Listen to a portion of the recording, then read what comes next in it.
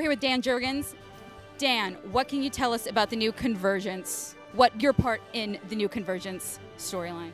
Co-wrote issue 0 with Jeff King. I'm also writing both the Booster Gold and Superman issues that cross into Convergence and are part of the overall stunt, and part of just thinking it up in the first place and trying to find something that could be a lot of fun for the fans. And we always talked about it as a love letter to the fans, where we can get all these characters from throughout DC history to combine for one major epic story.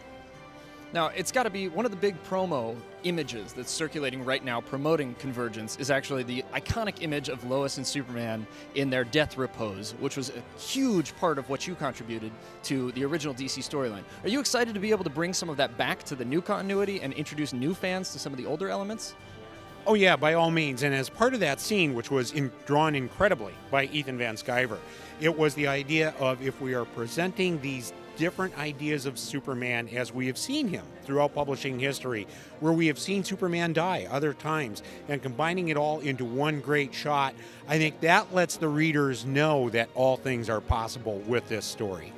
Now, you're saying this is a love letter to fans. I mean, how long has it been in the works for you guys teaming together? And then how has the planning process been to create this DCU changing event?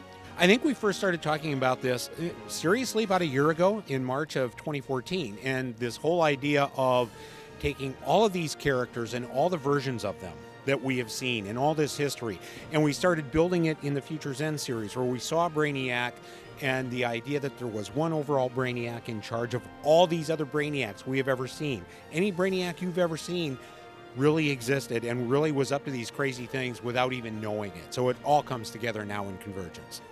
I'm incredibly excited for this. I'm really, really stoked for this storyline. But I have to say, as a longtime Booster Gold fan, I'm stoked that he's getting some love too. Can you tell us a little bit about Booster Gold's involvement? When we first saw Booster Gold in the Booster Gold 5 years from now, 5 years later issue last September, we saw him showing up in different DC realities. We saw him show up in the world of Commandy. We saw him show up in the world of Legion of Superheroes. And what you were really seeing is Booster Gold trapped on this planet, with all these cities taken from the end of their times and put there, and we saw him popping around. And he wasn't moving through time. It was Booster Gold moving from city to city throughout what currently exists in the DCU, even though it appeared to be DCU's past and present. So that's a little inside bit of information there that people haven't really been exposed to yet. That's fantastic. That's awesome. Yeah, that's actually really, really cool. Thanks. Now, one final question I have to ask. If people are just now jumping on board with DC and they're seeing Convergence as the first major crossover event, what do they need to know going into this event?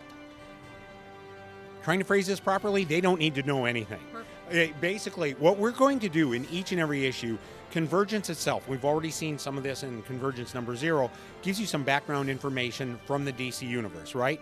Each issue that ships in each issue that ships in April will have a 2-page spread at the end of the story that gives you information on who each of the characters are, why they do what they do, how they relate to one another, and what their cities or worlds were like. So if you've never seen some of these characters before, we're going to give you all the information you need to know to enjoy the story. Good enough. Awesome. Thank you so much. My pleasure.